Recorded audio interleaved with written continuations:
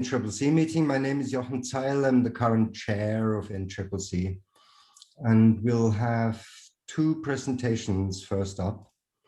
One by ACT Health, and that's probably Elizabeth who's going to talk. Hi.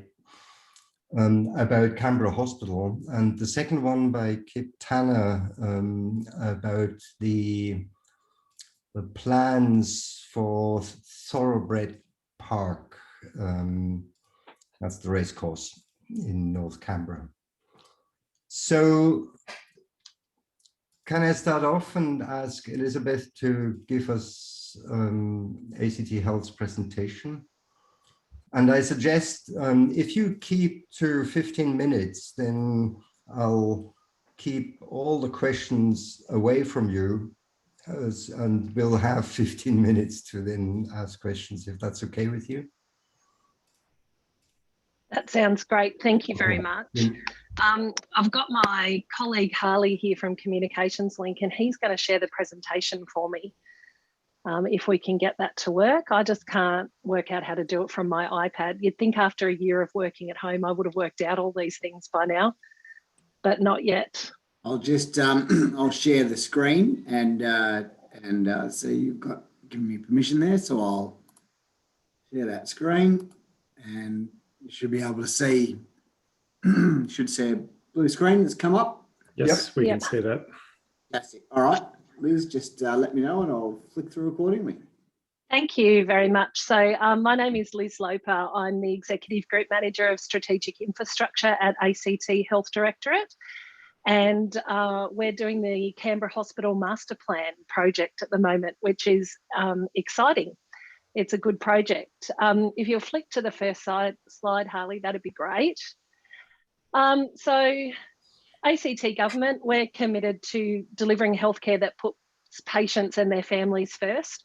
We want to make sure that everybody visiting the hospital and everybody using our public health facilities are at the centre of everything we do, that they're the most important reason that we do what we do, and providing the right infrastructure and the right facilities to meet the growing need of the ACT community.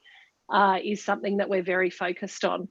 So if you go to the next slide, Harley, just a little bit of a history lesson. So the Canberra Hospital campus first started taking patients in 1975. It was designated, I think, in 1955 for a hospital, and its first patients went through the door in 1975. And at that time, of course, it was the Woden Valley Hospital, and the main Canberra Hospital was on the shores of the lake at Acton. And then you can see from this photo that it was, what is currently Building 3, which is those parallel buildings in the middle were there, and a lot of open space. And if we flick to the next one, this one was taken in 2015. I'm trying to find a more up-to-date photo, but you can see the densification of the Canberra Hospital site since that time. So you can see that those parallel buildings in the middle, Building 3, are still standing.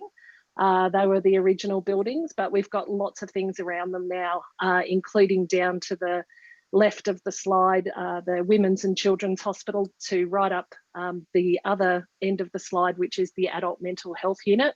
And we've got a structured car park in the middle there. Thanks, Harley. So as our population is growing, so too is the hospital campus, as you've just seen, and we need to invest in our facilities, and we have been investing in facilities on the campus to make sure that we're meeting that demand. But this master plan project is looking at the next 20 years of development of the Canberra Hospital site. It is a very busy campus. I know if any of you have been visiting the hospital, you'll know it's hard to find a car park. It's sometimes hard to find where you're going. And that's because each day about 3,000 people are moving through the hospital campus at any given time, including all our staff. And it certainly feels that way, when you arrive. Thanks, Harley. So the Canberra Hospital Master Plan is being developed to help guide the future development of the site. There's been a lot of development on the site that's responded to need and demand. But we want to put in place an overarching plan now that looks at the next 20 years so that development on the site is guided by an overarching plan. And we're out consulting with the community because we want to understand what's important to you about your hospital campus. It's the main tertiary hospital for Canberra and the region. And we really want to talk to you about, the development of the site, but what you like about it, what you find challenging about it, what you'd like to see in the public spaces, and what things you might like to see there in the future. Thanks, Harley. So I think I've just said that. I just skipped over a slide. Thanks, Harley. So what we've done so far, we know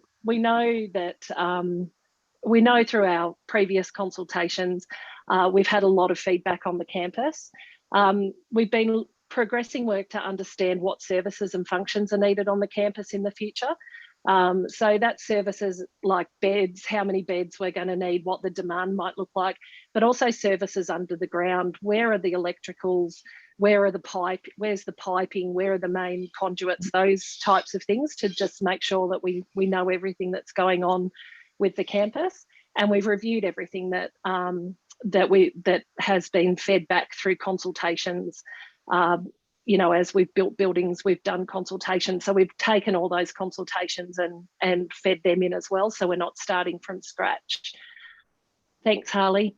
We're also progressing the territory-wide health services plan, looking at what services will be needed across the territory, not just being delivered at Canberra Hospital, but what needs to be delivered on the north side and what needs to be delivered at our community health centres and our walk-in centres.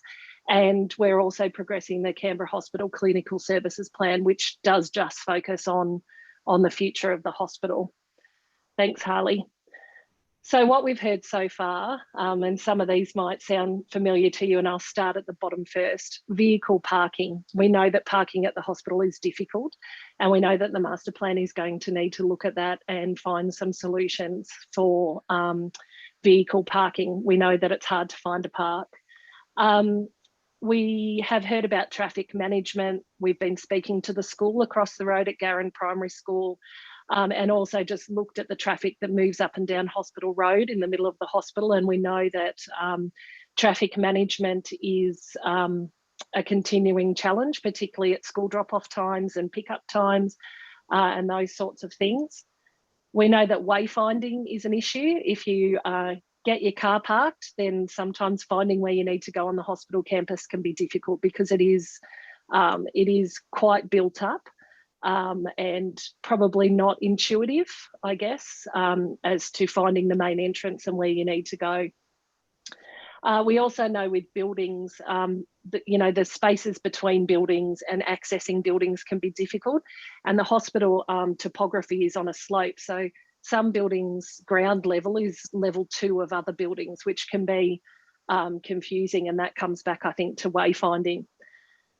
We've heard that the hospital campus needs more green space. So in thinking about when you turn up at the hospital to have your procedure done, not being able to find a park, not knowing where you're going, and then, not having, if you're staying in there as an inpatient or you're a visitor, not having green space, somewhere to sit, somewhere to reflect, somewhere to relax.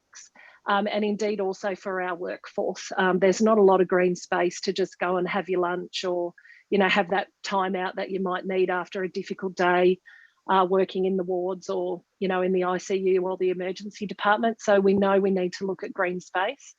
And indeed, we need to look at sustainability. We know that our hospital campus is one of the largest emitters of carbon in the territory, and the government has a plan or a goal to be carbon free under the climate change strategy. So we know that our hospital needs to contribute to that and be a better environmental citizen. And last but not least, we know that we need to better options for accessibility. We know that a lot of people who visit the hospital campus and access the hospital campus aren't mobile. And it is quite difficult for them to get around the hospital campus. And indeed, some of the buildings, because they're old, aren't as accessible as they should be. So that's what we've heard so far. Thanks, Harley.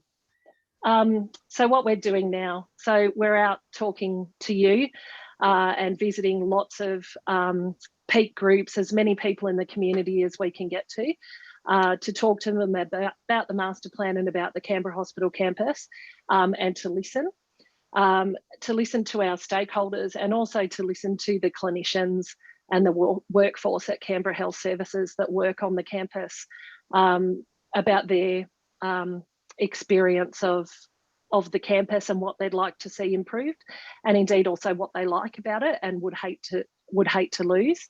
And then we'll be developing master plan options that we will then consult on once we've got some options. Thanks, Harley.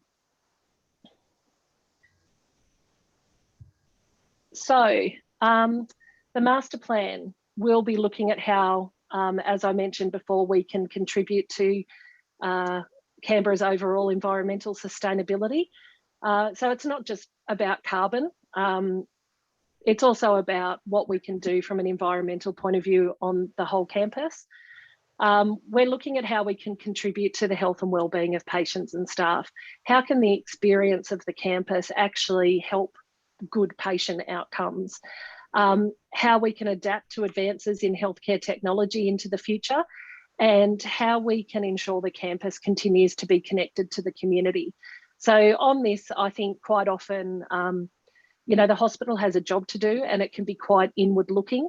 We want to look at how we can, I guess, open it up a bit so that it can be, you know, more part of the community that it's in. We know a lot of people use it. We've been talking to residents, and we know now a lot of people use it, the circumference of the hospital, as a walking and running track, you know, do a lap around the hospital. And that's really great, because I hadn't really realised that that's how it was used by local residents. So, you know, looking at how we can enhance that so that the hospital isn't so inward looking, but can actually play a role in the community. That's not just about delivering healthcare. Thanks, Harley.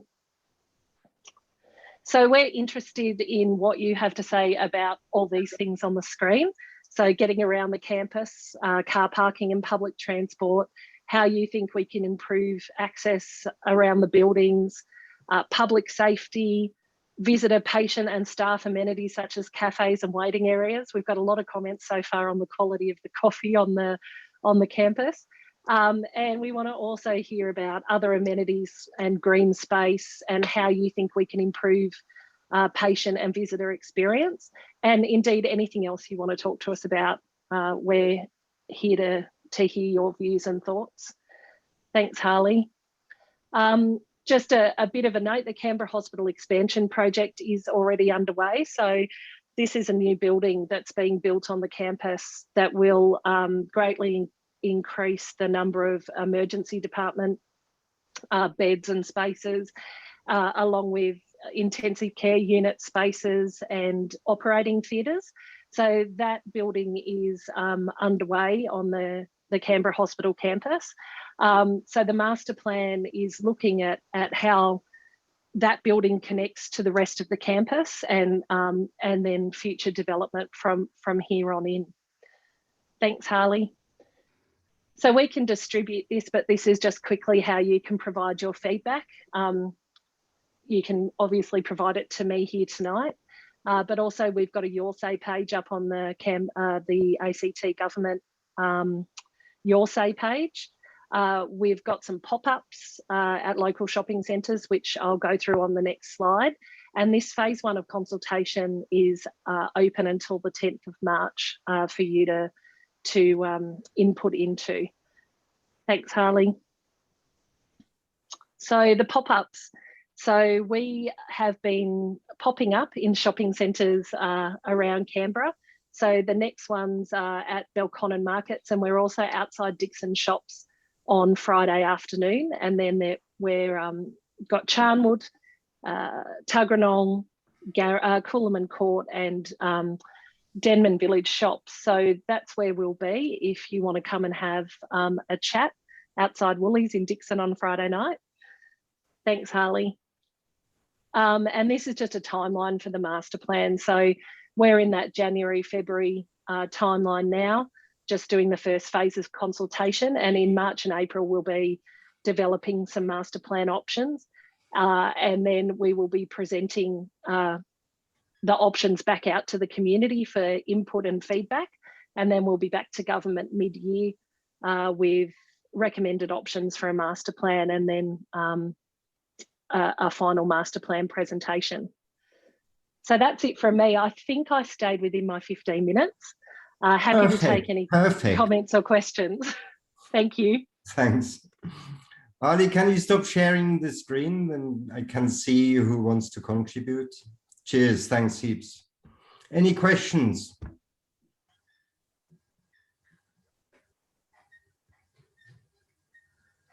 So while everybody is thinking about it, I have one list.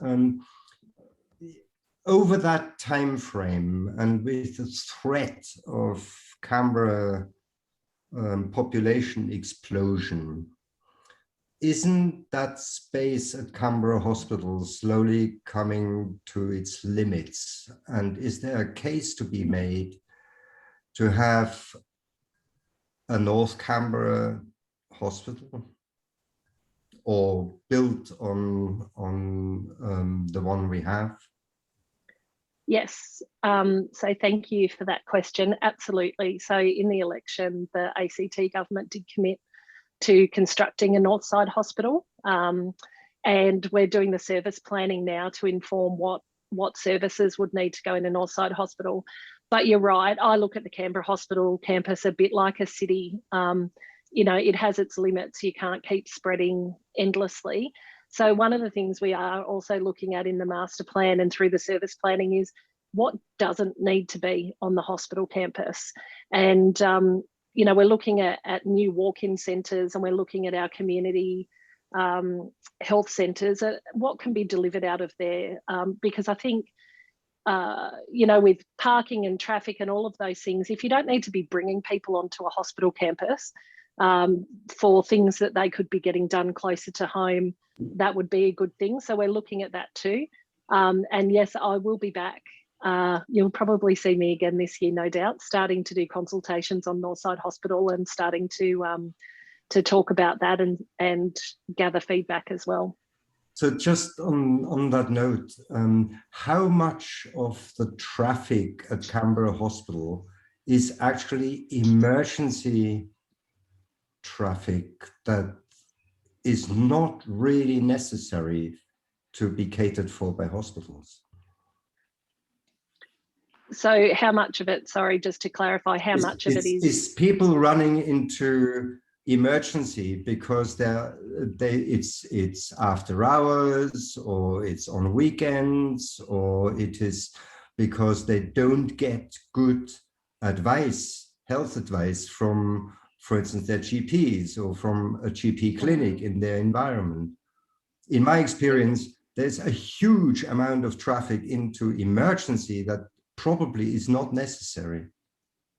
Yeah, I don't have the traffic breakdowns to know, you know, what exactly each car is going for, but I definitely think, you know, there are people accessing the emergency department that could be seen, you know, through another care provision, and that's what the walk-in centres, I guess, were originally set up for, was to try and stop, you know, to present another service to the community that might stop the emergency department being the first place you go. So looking at those, you know, stitches, you know, splinters, those, you know, if it's me and it's the Dixon Walk-in Centre, you know, I've been there 3 times already with my kids, tennis ball in the eye, you know, all of those things.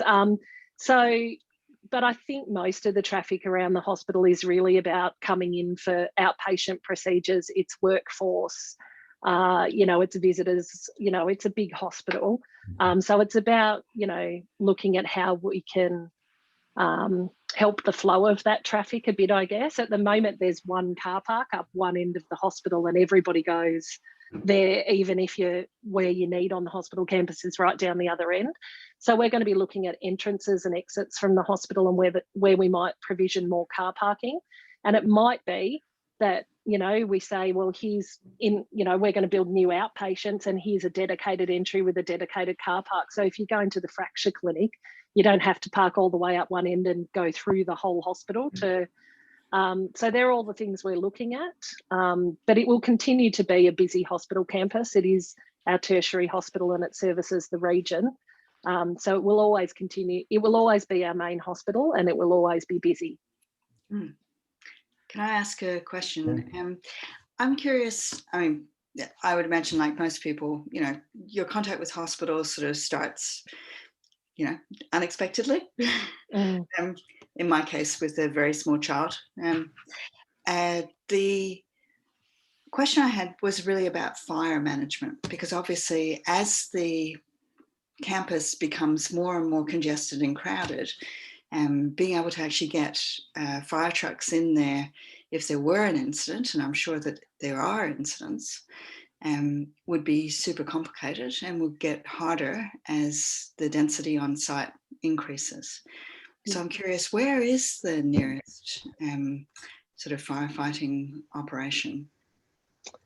So I would think that the nearest one would probably be the Phillip fire station there. That's is it Hindmarsh Drive? No, it's, you know, it's down near the car yards there. I can't think of it. Near the KFC there, near Phillip. There's a fire station there. So that would be the nearest one.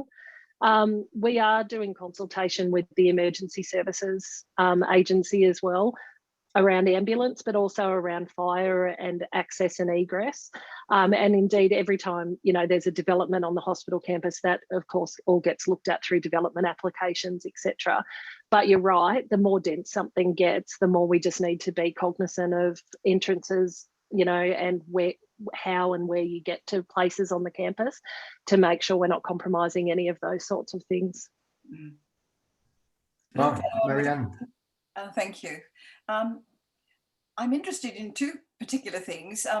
I think being a Sydney person originally, I'm very aware that some of the city of Sydney's hospitals have probably had exactly the same congestion, growing, whatever pains you might like to call it. So are you looking at those and what lessons might be able to be learnt from that? But secondly, not only fire, I guess I'm a bit concerned about security, and just wonder how you are managing that, because I know that I gather that we've got to be with, as you said, the possibility of the explosion of population, as Jochen so very aptly calls it. I would be concerned about security as well as fire. So interested in your responses. Yeah, thanks, Marianne. Yeah, so I think definitely lessons learnt from other city hospitals. You know, some of the people that I speak to in New South Wales Health, we've got a big campus compared to a lot of their city campuses. They're like, oh, you're luxury, green space. But we do speak to them about how they've developed. We've got lots of expertise in major projects, Canberra too, who are working on the campus a lot, who've done other hospital developments around the country. And definitely it's great being able to learn, you know, what they did well, what they didn't do well, what they would do next time. So definitely doing all of those, having all of those conversations. Excuse me, I've got a frog in my throat. Yeah, look, from a security point of view, yes, it's a busy campus. We've got security, you know, there's security at all the entrances, exits, you know, there's a security presence on campus. And indeed, we've also got a security presence for, you know, staff, etc., going to the car park and patients and visitors and those sorts of things. But all of those things get taken into consideration too. And I think from a development point of view and a master planning point of view, it's also how you can, you know, improve that passive surveillance so that the security is enhanced just simply through the way the campus is designed and developed and the buildings are designed and developed. So there's not dark hidey holes and, you know, yeah, those sorts of things. So definitely something to look at through the master plan. Thank you. And yeah, thank you very much for that. Any other questions? Sue? No? So, I mean, the eternal problem is this problem with cars. Mm. And so do you actually have a chance to go underground? That is a really interesting question, because actually our architect consultants were showed us this thought that they had of, you know, digging under and, you know, basically under the whole hospital campus having like a big underground car park. And one, very expensive, but it could absolutely solve some of the parking issues. We need, just harking back to security, we need to get some advice around that, around you know, whether putting underground car parks under critical services at your tertiary hospital is the right thing to do from a security point of view, and indeed look at, you know, cost effectiveness. But it is something that we're looking at, because wouldn't it be great if we could just go in, park under, and go the, you know, get the lift straight up when we go to the campus. So something that's definitely worth looking at through the master plan. Or have a light rail station? Well, the light rail is going to be in Woden, and so you're right about car parking. If we build it, they will come. You know, the more car parking you build, the more it will fill up. So it's also about those links back to Woden, and then, you know, from the light rail, you know, whether it's a public transport solution that allows staff to be parking down in Woden and easily hop up to the campus, or, you know, visitors, patients, etc. So I think, you know, we know car parking's an issue, and that we know that there's not enough of it, but we're also really cognizant of that environmental responsibility too. And that is, you know, if you just keep building more and more car parks, people are just going to keep driving their cars.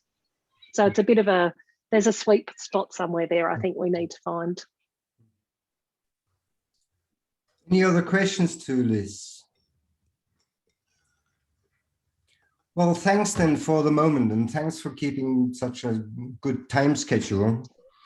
And I hope you'll have enough feedback also from your pop-up sessions. Yeah, thank you very much. Thanks for having me. Thank you. I'm glad I kept to time. Very unusual for government people. It's because I've got 3 kids that I'm scared are going to run into the background any moment, because I've got to get them to bed. So now you can. I'm looking forward to coming back when we've got some options to discuss too. So thank you very much for your time. Thanks. Thank you. So our second presentation is by Kip Tanner on the Thoroughbred Park ideas. You're going to get a little special double act, because Andrew Clark is also from Canberra Racing Club. He's going to join me with some of the presentation. So if I can share my screen now. Can everybody see that? Oh, hang on, not yet. Press that button. Right, you can see that screen now? Yep. Excellent. Okay. So Andrew's going to start off you go. walking through the presentation. Okay, I'd just like to start by thanking you all for your time this evening. We really value and appreciate that, and look forward to receiving your feedback. I'll be going through tonight's presentation with Kip. My name's Andrew Clark. I'm the Chief Executive Officer of the Canberra Racing Club here. If we move on from there, Kip. We're at the process of going through a territory plan variation for our land here at Thoroughbred Park. We're doing this on the basis to make better use of our underutilised land, to really give back more to the community, and to improve our facilities here for thoroughbred horse racing within the ACT. We want to go through a presentation tonight that updates you on the proposal that we're currently working through, and of course gain your feedback, which is vitally important for us. I thought it was appropriate to start by providing some background on Canberra Racing Club and Thoroughbred Park. We've been operating as a horse racing club and maintaining our grounds here at Thoroughbred Park since 1962. Before that, the first racecourse in Canberra was actually in Acton, and it's now underwater in Lake Burley Griffin. So we came out here in the early part of the 60s and have been operating here at Thoroughbred Park since. At the moment, we hold 25 race meetings per annum.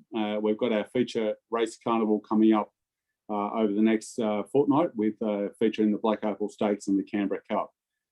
In a normal COVID-free year, we'd also have over 100 event days. And this is our chance, not only from a racing sense, to offer our facilities to the community. They vary in size, from small markets to large-scale events.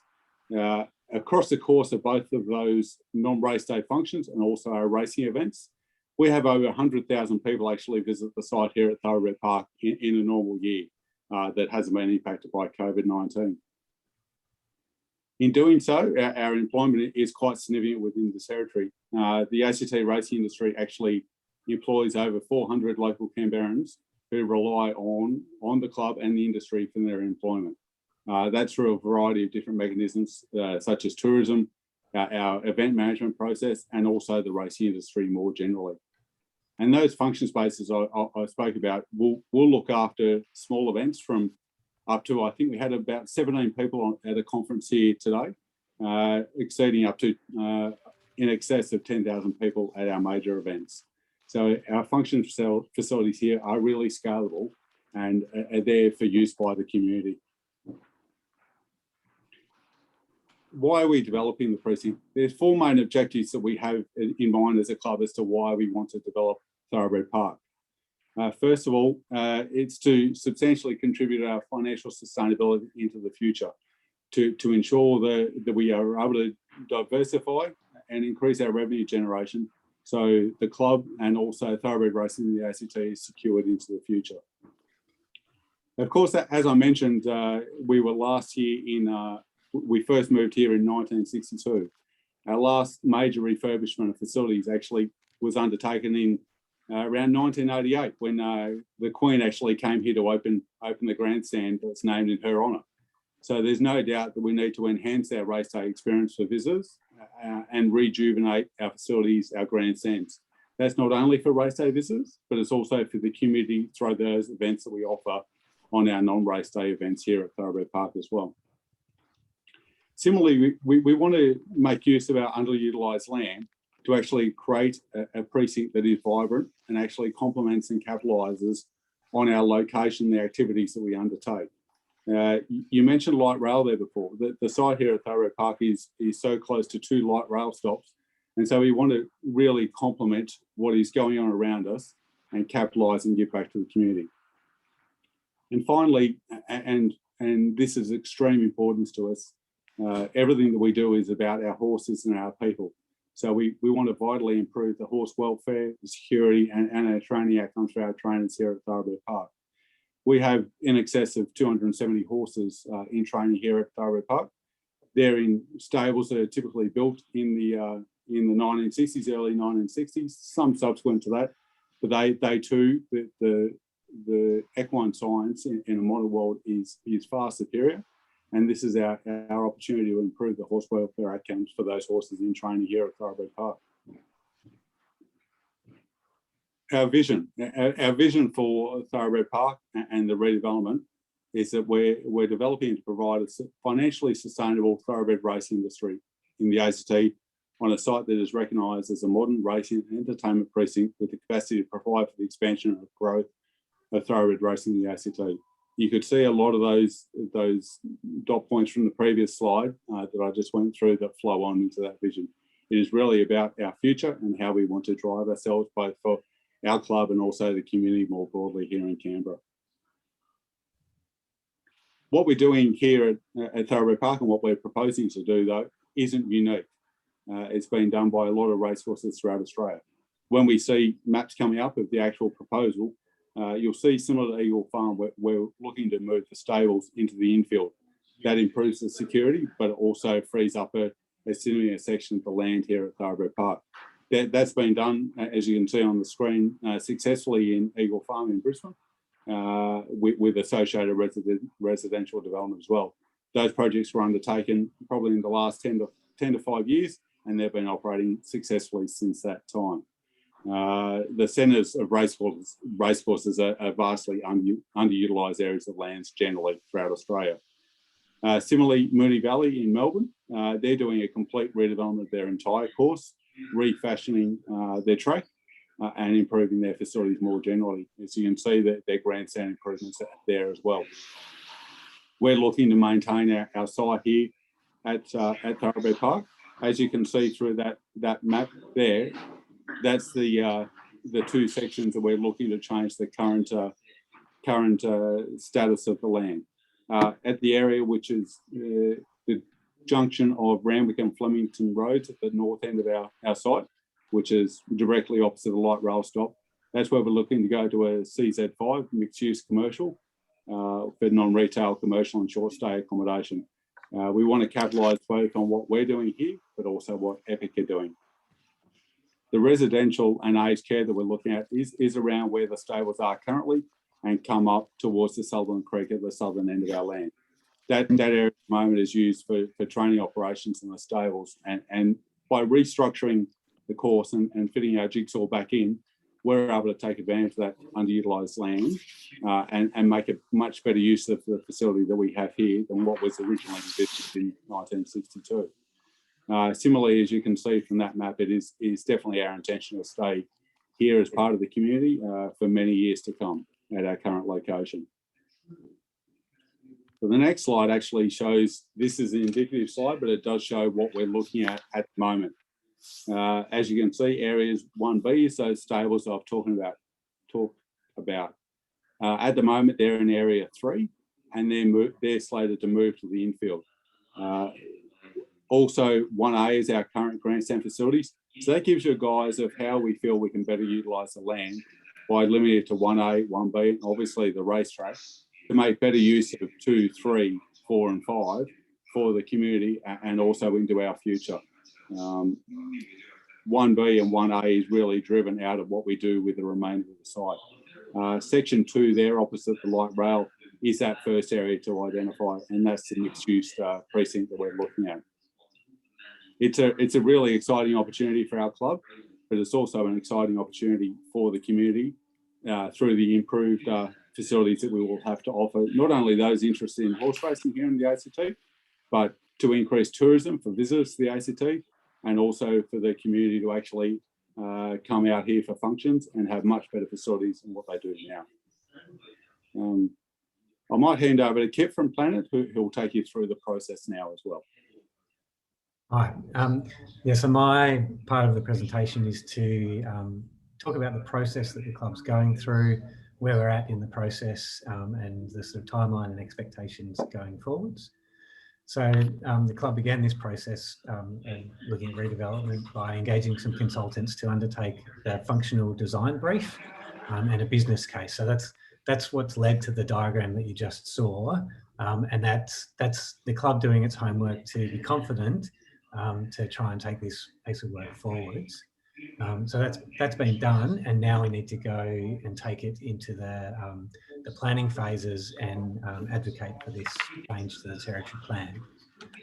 So in a little sort of process diagram, the functional design work was done by the club in 2018. The business case was done in 2019, excuse me. And now this planning work needs to be underpinned by a range of site investigations and this consultation with the community, and then that will lead to the production of a planning study, which will go to the planning authority, and that will allow the territory planning team and the EPSDD to consider preparing a draft territory plan variation, and that goes through that process, which will take a couple of years. And then the club gets to get into the sort of development phase, which Andrew identified the sort of commercial area as the first area, but the whole site would be a sort of somewhere in the order of a 10 to 12 year development project. So it's the whole process is quite a long process. I'm watching the time as well. I need to keep talking to keep the time like Liz did. So the site investigations that are currently being undertaken address ecological assessment, cultural heritage. Stormwater and flooding is quite an important consideration on the site because of Sullivan's Creek along the southern boundary there, and the way that the requirements for stormwater modelling are changing with climate change, and with the proposed development upstream in Kenny, etc. Site contamination assessments underway. Traffic and transport is always an important consideration for Canberra. And also that's another one which is changing rapidly over time with the light rail in train and the, I think people are starting to change their habits in terms of traffic and transport as well. So hopefully we can provide good alternatives and encourage people to make the right choices in that space. The site servicing assessment down there is all about the utility services that are available and need to be addressed. And noise impacts is also a very important consideration for this project because there's obviously a risk of the Thoroughbred Park's activities being a little bit noisy and residents moving in right next door having an issue with that. But there's a bigger picture issue that we need to be cognizant of, and that is the proximity to Epic and the need to not have this project curtail the opportunities that are at Epic, because Epic is obviously it's complementary to Thoroughbred Park's activities, but it's also a very important asset for Canberra. So those are the sort of broad site investigations that we'll be addressing as part of our planning study. The other thing that we need to address in the planning study relates to the strategic policy context. This is a sort of a hit list of the key ones that we'll be looking at, but there will be other sort of more site-specific policies, etc. But the planning strategy is important to us because that's where it's identifying the sort of targeted infill areas for Canberra, and the transport strategy is obviously important as well because we have this opportunity to create more activity on the light rail corridor, and the climate change and living infrastructure. We've got good opportunities on this site to propose something which is actually supportive of a lot of these broader aspirations. And sort of flowing into that is the conversation around environmental environment and sustainability, where there's been quite a few policies coming out, and elements of these built into the territory plan recently, particularly around water sensitive urban design and the impending green infrastructure requirements.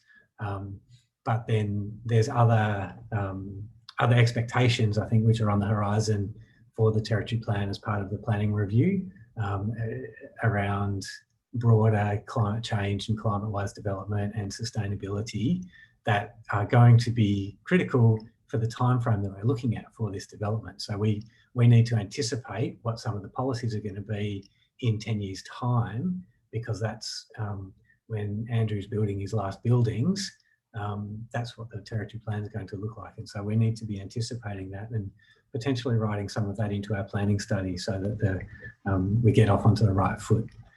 And so then, conscious of time, next steps.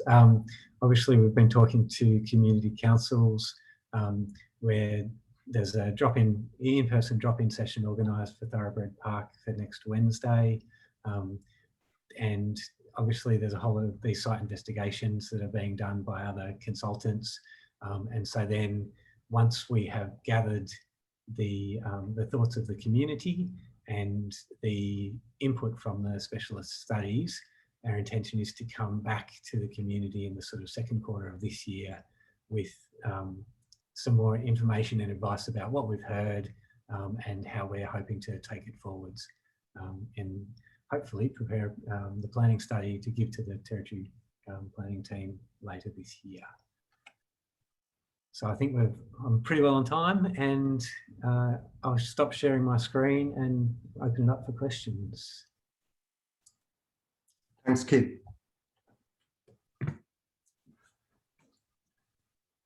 Any questions? So shall I read the questions that are in the chat to start with? If you want, yeah.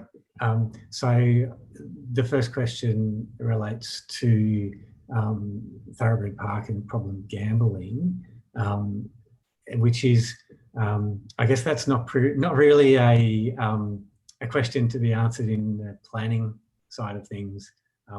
So I think that's probably a question that is maybe not for this forum, but for another forum. I don't know, Andrew, do you want to make a comment on that since you're here and in the forum and the question's been asked?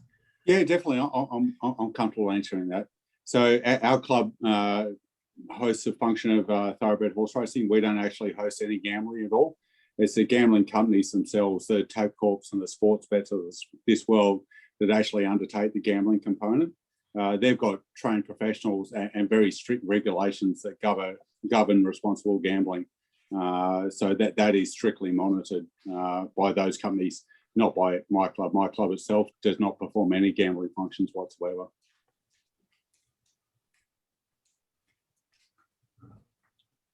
I've got a question, if I can ask it. Sure, Gordon. Okay. Yeah, hi. I've got a question, well, a couple of questions. First one is about the land that you have. What sort of lease do you currently have over all that land? Is it a concessional lease or what? No, it's not a concessional lease. It's just a market value lease, like any other sort of business entity in the territory. So when did you obtain a sort of full value lease? I'm not sure of the date. Andrew, do you know the date off the top of your head? I don't have the exact date, but our records show there's been a market value lease from the time that we moved here in the early 60s through the process. Right. Okay. Well, that reduces one concern I might have about who's getting the profit out of the land. But yep. My next question, there's a lot of development there, RZ5, which I think is up to about 4-storey or something. So what sort of density are we actually looking at here in terms of, the height of the buildings and just the scale? The concept plan, which was up on the screen, and the sort of the basis of the business case that the club has done has looked at around about 3,000 dwellings in there and heights up to in the sort of 4 to 6 storey range. So that's about the quantum that's being looked at. So I can ask another one. I noticed on your plan there's sort of like a triangle over on the western side. Is that your land or is that something else on that corner?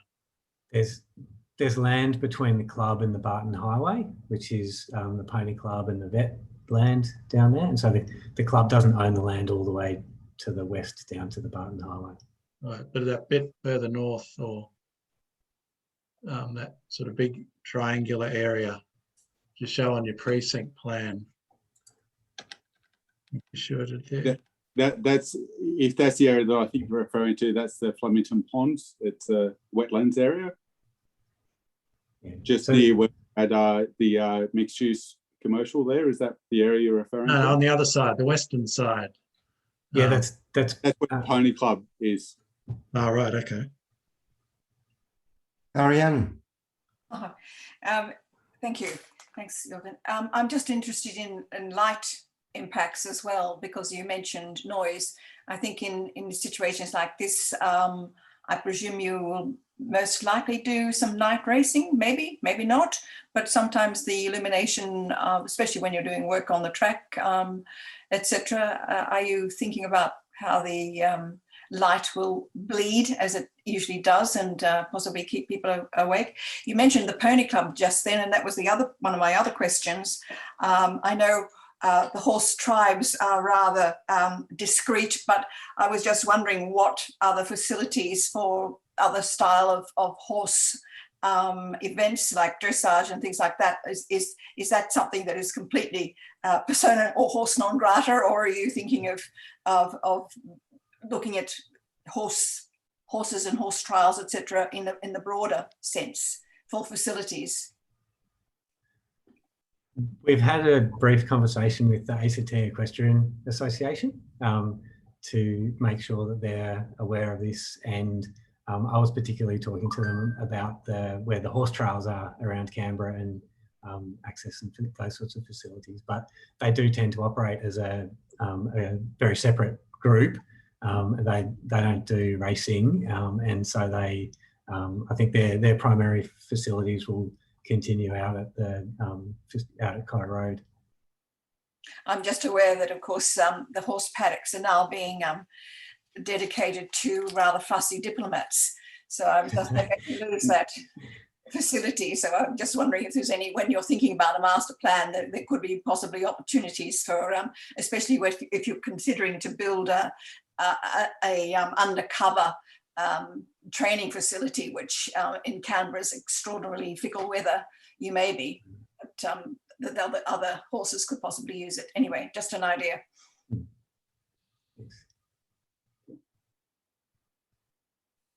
Talking about opportunities, would it help your project if we convince the ACT government to stop hosting the summer nuts and replacing them with the Southern Hemisphere's greatest conference on smart technology? I think that we said that we don't want to be responsible for curtailing any other popular community events that happen at Epic. So I'm not going to say yes to that on behalf of Andrew. We'll talk to your new residents. We actually working with Epic on that. We host the scrutineering on the lead up to some of that, so all the vehicles come through here. The police also use our facility over that time to set up a zone that's immediately very close to Epic, so they can respond accordingly. So we do try to work in with Epic, and that's an example of us doing so.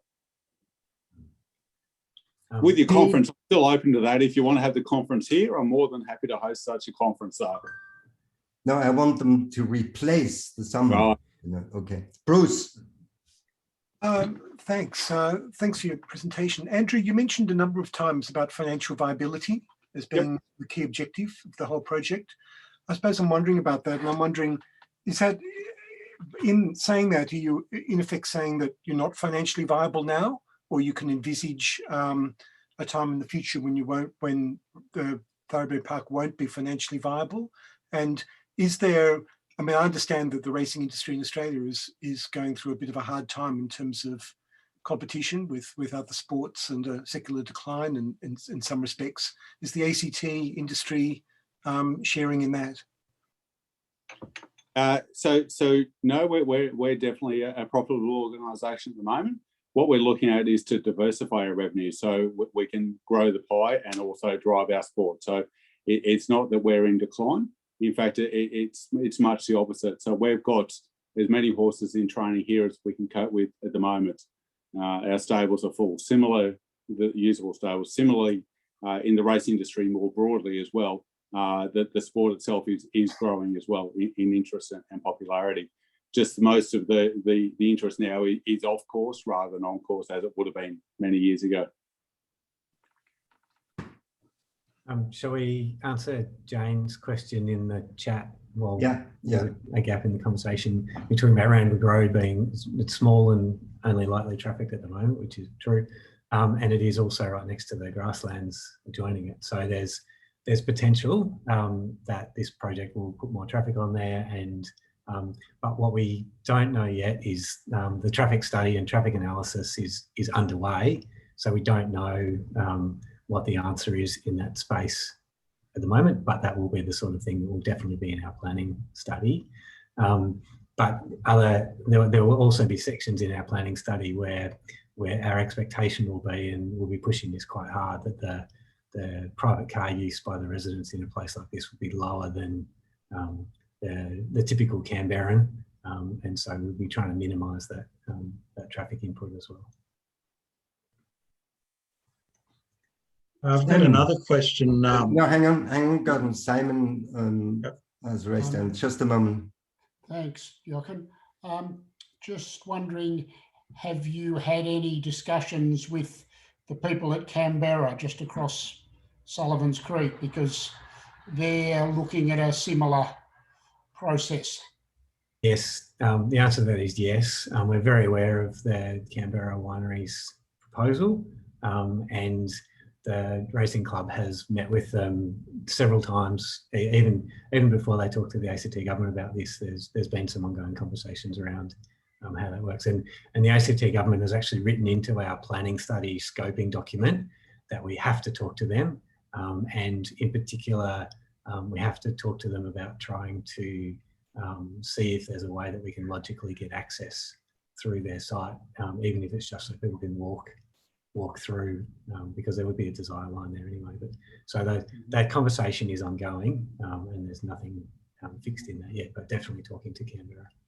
So, I'm just conscious that those two developments together probably add up to about 3,700 dwellings. I think Canberra, off the top of my head, is about was about 700 or 800 was what they were talking about.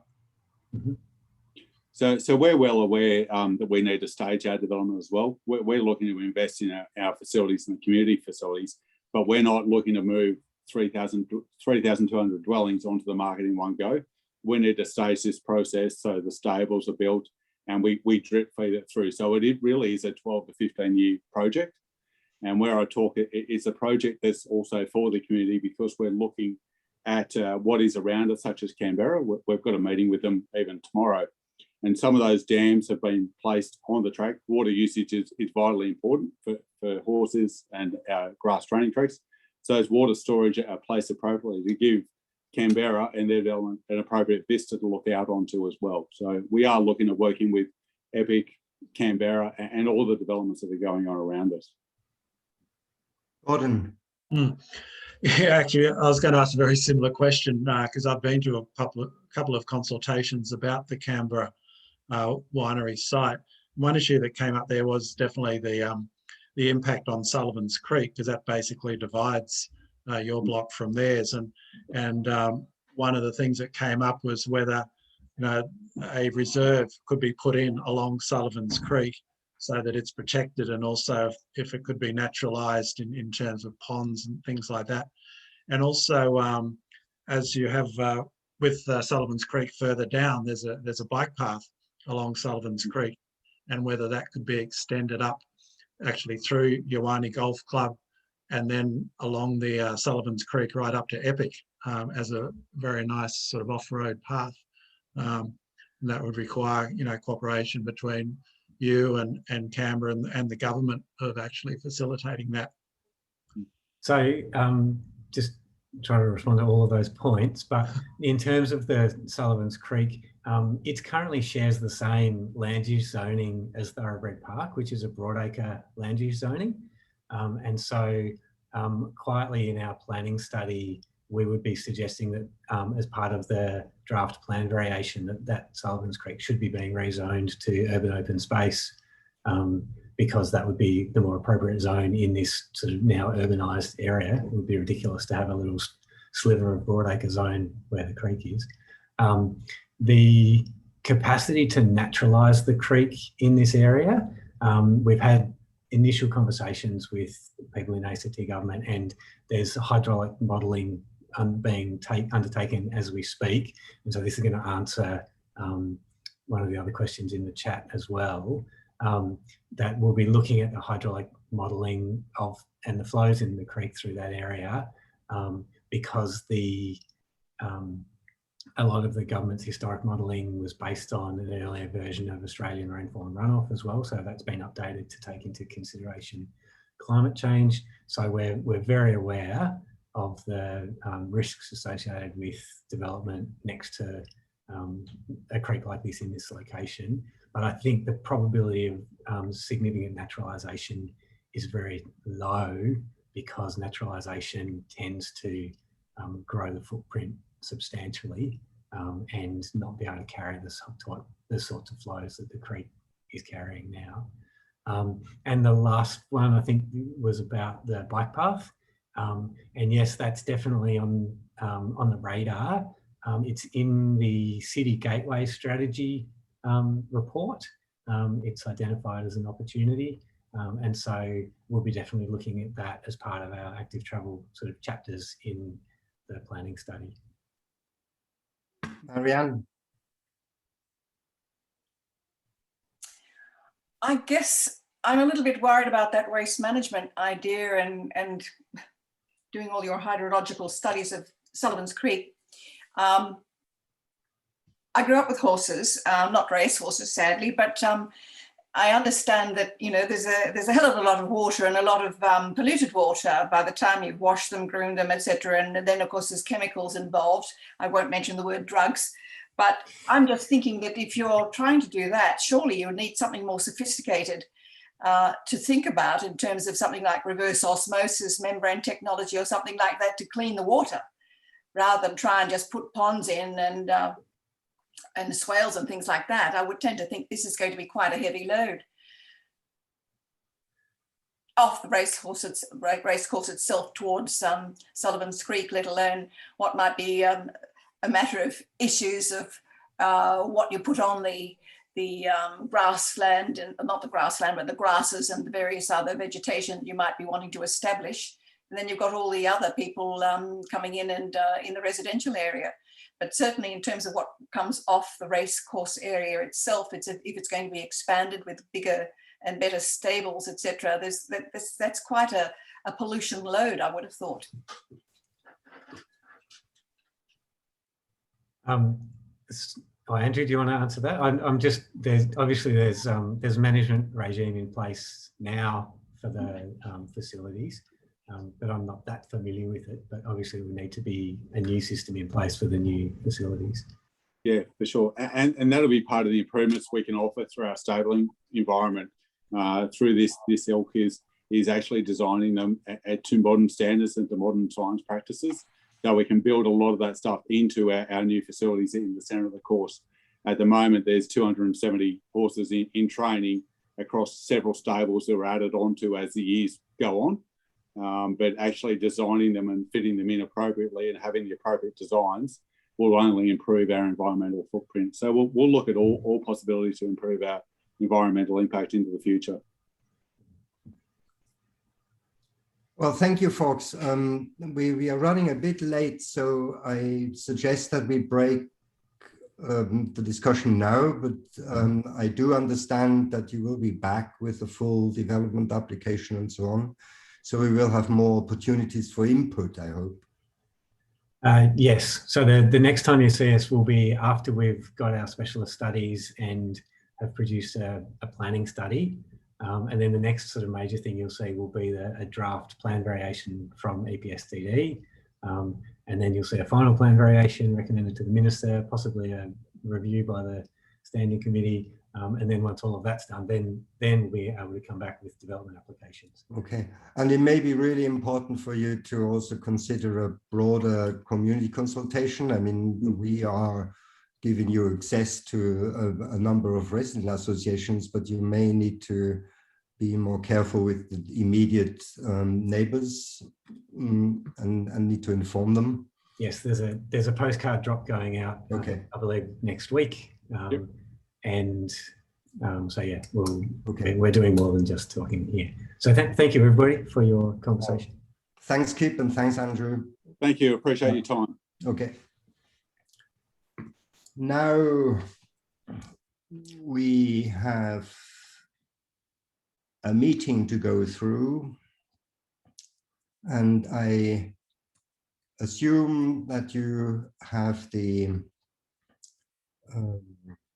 agenda available, but I can also share it briefly with you so that we know what's happening.